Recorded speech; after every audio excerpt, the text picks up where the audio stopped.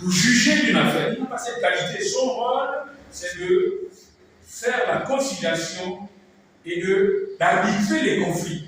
En cas de faillite dans la gestion, dans la lutte des conflits, on passe à un autre niveau. Donc on dépasse l'inspecteur du travail, nous passons à un autre niveau de négociation jusqu'au tribunal du travail. Donc l'inspecteur n'a pas exemple s'inflige. Comme votre champion vous dit, l'inspecteur a dit, mais c'était la vie d'engagement, l'inspecteur ne dit pas. L'inspecteur conseille. Et il conseille de la même façon et les travailleurs et les employeurs. Donc l'inspecteur, ce n'est pas l'allié de l'employeur ni du travailleur. Donc tout ce qui est intimidation, je peux vous assurer que quand on est sérieux, quand on a raison, on notifie à la partie d'en face les reproches qu'on lui fait. Mais comme ils savent que dans le cadre de la liberté syndicale, s'ils se permettent de nous écrire, ils laissent une trace qui va nous amener à conclure à une ingérence. Je ne sais pas si vous voyez ce que je veux dire.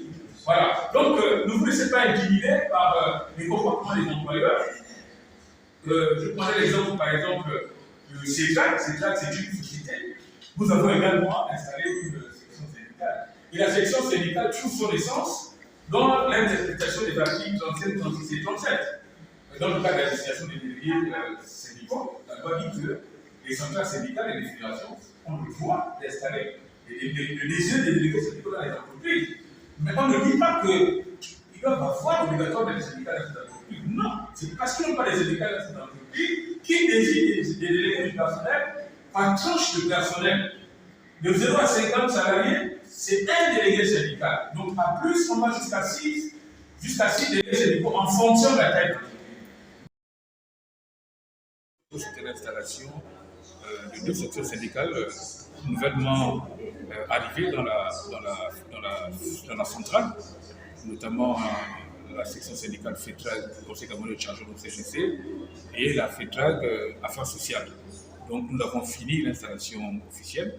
Je voudrais par la même occasion envoyer également un message aussi à ceux qui nous suivent. L'environnement syndical dans le cadre de la liberté syndicale est un peu complexe. Et nous conseillons parfois aux employeurs de ne pas s'aventurer dans l'interprétation de la liberté syndicale parce que les employeurs sont également des membres des syndicats, des organisations patronales. Donc, quand les patrons commencent à s'intéresser aux organisations syndicales, les travailleurs, c'est un peu pas très correct. Alors, je dis pourquoi? Je dis parce que simplement, la section syndicale est l'émanation du prolongement des centrales syndicales et des confédérations et des fédérations syndicales dans les entreprises. L'article 335 évoque les conditions de désignation des délégués syndicaux. Ça voudrait dire qu'une centrale syndicale a le droit, à travers l'article 335, de désigner des délégués syndicaux dans une entreprise où on n'a pas de syndicat. Et autour des délégués syndicaux, parce que les délégués syndicaux sont désignés en réalité en fonction du nombre de salariés. Et donc, autour des délégués syndicaux, à partir de 2, une section syndicale se crée. Et la section syndicale n'a pas de personne juridique. Sa personnalité juridique est adressée à la centrale qui l'a désigné comme délégué syndical. Donc, que les employeurs comprennent très bien que la forme d'une organisation syndicale, plutôt le nom d'une organisation syndicale ne définit pas son statut juridique. Ce sont ces statuts qui donnent la quintessence de sa forme juridique. Le deuxième, la préparation du défilé du 1er mai. Donc, la préparation du défilé du 1er mai en situation de transition un peu exceptionnelle. Donc, les travailleurs, dans le cadre de l'appel au gouvernement, a l'obligation de se mobiliser pour défiler et passer des messages, notamment ceux de réformer l'environnement syndical, qui a aussi également besoin d'être réformé. L'institution des délégués du personnel étant une institution qui a besoin d'être également renouvelée, parce qu'en réalité, nous avons plusieurs organisations syndicales qui ne reflètent pas en réalité la configuration de l'organisation syndicale. Vous voyez, ceux qui sont au dialogue social, par exemple, on est un peu surpris de savoir dans quel contexte ils s'y sont retrouvés. Ben, on peut le comprendre parce qu'aujourd'hui, on n'a pas des moyens pour définir qui peut parler au nom des travailleurs.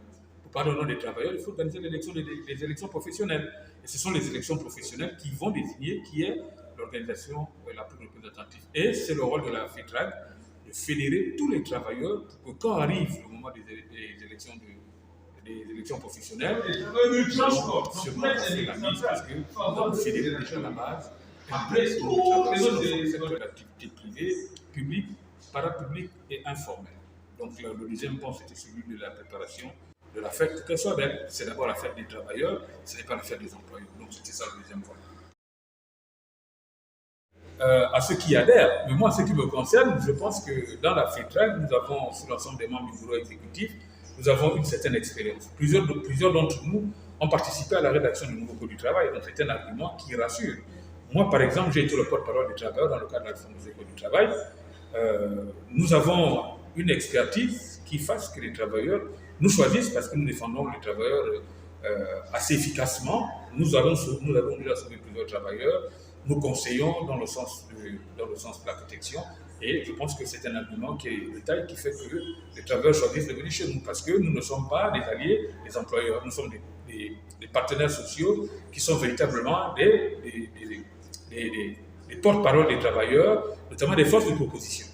C'est pour ça que beaucoup de jeunes nous suivent et nous sommes ravis que les jeunes choisissent une fédération syndicale qui est nouvelle, qui est détachée des comportements du syndicalisme traditionnel. Nous sommes en fait une nouvelle génération de leaders qui optent pour s'arrimer aux standards internationaux.